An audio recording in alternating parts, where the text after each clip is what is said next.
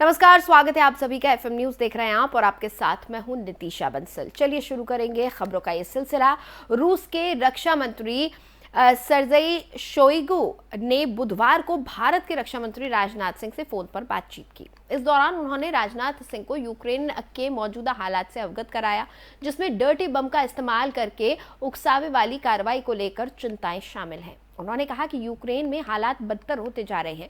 Ukraine के dirty बम के इस्तेमाल को लेकर रूस के रक्षा मंत्री ने अमेरिका, इंग्लैंड, टर्की इत्यादि देशों के समकक्षों को भी आगाह किया है। रूस के रक्षा मंत्री से फोन पर बातचीत में राजनाथ सिंह ने यूक्रेन संघर्ष के समाधान के लिए संवाद कूटनीति के रास्ते को अपनाने की जरूरत पर जोर दिया।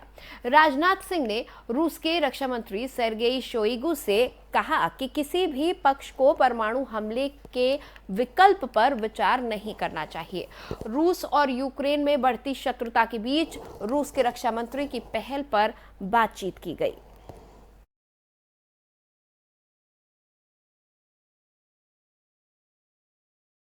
इधर केरल में राज्यपाल आरिफ मोहम्मद खान और पिनरई विजयन सरकार के बीच विवाद बढ़ गया है। राज्यपाल ने मुख्यमंत्री विजयन से वित्त मंत्री के.एन.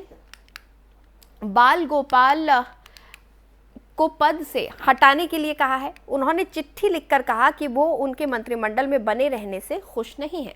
गवर्नर आरिफ मोहम्मद खान ने सीएम को लिखी चिट्ठी में कहा कि के.एन.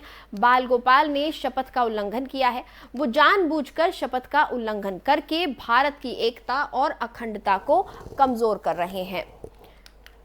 राज्यपाल के आदेश के बाद केरल के मुख्यमंत्री ने वित्त मंत्री बाल गोपाल के खिलाफ संविधान के अनुसार उचित कार्रवाई करने के राज्यपाल के निर्देश को खारिज कर दिया है।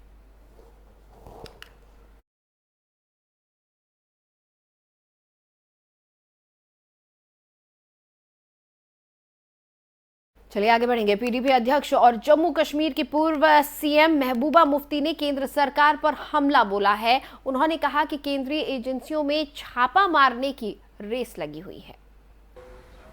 ये नहीं चलेगा। अगर आप इंस्ट्रूमेंट ऑफ एक्सेशन को जायज मानते हो तो जो आपने 2019 को किया वो नाजायज है, नाजायज है, नाजायज है। मैं चाहूंगी, क्योंकि ये जो इंस्ट्रूमेंट ऑफ एक्सेशन है, इलाहाबाद के जो कागजात हैं ये भूल गए हैं लोग। मैं चाहूंगी जो यहाँ इस वक्त आरिफ है, हमारे जो मीडिया के लोग हैं, इनको भी ये बात दे, इनको भी याद आएगा कि ये जो आज का दिन छुट्टी का दिन है, इसकी बुनियाद क्या है। क्या कैन यू बिलीव? आपने आर्मी लाई, आपने पूरा घेरा डाल दिया। आपको ये बात करता है, अभी आसिया जी कह रहे थे आप पीएसए यूएपीए लगाते हो। हमारा रिश्ता इंस्ट्रूमेंट ऑफ एक्सेशन था, आपने उस रिश्ते को बंदूक का रिश्ता बनाया, आर्मी का रिश्ता बनाया, यूएपीए का रिश्ता बनाया, ईडी का रिश्ता बनाया, पीएसए का रिश्ता बनाया। तो ये तो नहीं चलेगा, ये कब तक चलेगा? आप कब तक लोगों को यूएपीए से, पीएसए से, ईडी से, एनआईए से, एसआईए से, एसयूआई, पहले डीजी, एक डीजी एक एजेंसी बनाता है, दूसरा डीजी दूसरी एजेंसी बनाता है। एक डीजी एक एजेंसी के बारे में 10 जगह छापे मारता है, दूसरा डीजी कहता है मैं तो पीछे रह गया, मैं 20 जगह छापे मारूंगा। यानी एसआईए और एसयूआई में ही आपस में कि रेस लगी है, कौन ज्यादा छापे मारेगा। मुझे पहले पता ही नहीं हमारे यहाँ कितने डीजी हैं। और मल्लिकार्जुन खड़गे ने कांग्रेस अध्यक्ष का कार्यभार संभालने के बाद पार्टी की केंद्रीय चुनाव समिति के साथ पहली बैठक की। इस बैठक में पार्टी की पूर्व अध्यक्ष सोनिया गांधी भी मौजूद रहीं। इस दौरान खड़गे ने राहुल गांधी की भारत जोड़ो यात्रा से बहुत जल्द बदलाव करने की बात कही। इसके साथ ही उन्होंने बताया कि कांग्रेस में 50 साल से कम उम्र के कार्यकर्ताओं को नए पदों पर मौका मिलेगा। इस बैठक के बाद कांग्रेस नेता सचिन पायलट ने मीडिया को संबोधित करते हुए कहा कि 50 वर्ष से कम उम्र के पार्टी कार्यकर्ताओं को पार्टी के 50% पद दिए जाने के उदयपुर घोषणा के प्रस्ताव को लागू कर दिया गया है। खड़गे जी ने निर्वाचित होते ही इसे लागू करने की घोषणा की थी और पार्टी के सभी सदस्यों ने इस घोषणा को स्वीकार कर लिया है।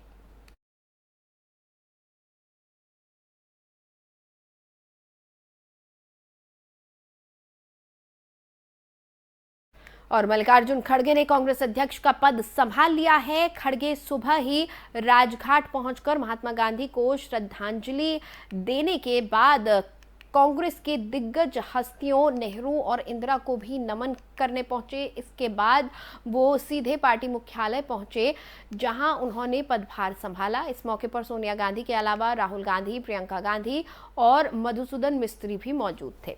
इसके अलावा भी पार्टी के तमाम वरिष्ठ नेता खड़गे के ताजपोशी के दौरान नजर आए। राहुल गांधी भारत जोड़ो यात्रा से समय निकालकर खड़गे की ताजपोशी में पहुंचे और ये संदेश देने में कसर नहीं छोड़ी कि अब खड़गे नेतृत्व संभालेंगे और वो उनके मातहत ही काम करेंगे। मंच के जरिए भी गांधी परिवार ने खड़गे के हाथ में ही नेतृत्व की कमान दिए जाने का संदेश दिया। राहुल गांधी इस दौरान मंच पर खड़गे को बिठाने के बाद सीट पर जाते दिखे। यही नहीं, एकदम बीच में मल्लिकार्जुन खड़गे को बिठाया गया। उनके ठीक दाईं ओर सोनिया गांधी थी, तो बाईं ओर पार्टी की चुनाव समिति के अध्यक्ष मधुसूदन मिस्त्री थे। वहीं उनके बगल में राहुल गांधी को जगह दी गई। इसका मतलब है कि सिटिंग प्लान के जरिए गांधी परिवार ने अपनी बजाय खड़गे को ही नेता के तौर पर पेश करने की कोशिश की। आपने इतने वर्षों तक मुझे जो प्यार और सम्मान दिया है, यह मेरे लिए इस तरह से गौरव की बात है कि उसका एहसास मुझे अपने जीवन की आखिरी सांस तक रहेगा। लेकिन यह सम्मान एक बहुत बड़ी जिम्मेदारी भी थी। मुझसे अपनी क्षमता और योग्यता के अनुसार जितना बन पड़ा उतना किया। आज मैं इस दायित्व से मुक्त हो जाऊंगी। यह भार मेरे सिर से उतर जाएगा, इसीलिए स्वाभाविक रूप से मुझे राहत का एहसास हो रहा है। आज मेरे लिए बहुत ही भावुक क्षण है। आज एक वर्कर, मजदूर का बेटा, एक सामान्य कार्यकर्ता को भारतीय राष्ट्रीय कांग्रेस का अध्यक्ष चुनकर ये सम्मान देने के लिए आप सबका हार्दिक आभार और धन्यवाद देता हूं। जो यात्रा मैंने 1969 में ब्लॉक कांग्रेस कमेटी के अध्यक्ष के रूप में शुरू की थी, उसे आपने आज इस मुकाम पर मुझे पहुंचाया है। जिस महान राजनीतिक दल का नेतृत्व महात्मा गांधी जी, पंडित जवाहरलाल नेहरू जी, सुभाष चंद्र बोस जी, सरदार पटेल जी, मौलाना आजाद जी, बाबू जगजीवन राम जी, इंदिरा गांधी जी और राजीव गांधी जी ने किया हो, उस जिम्मेवारी को संभालना मेरे लिए सौभाग्य और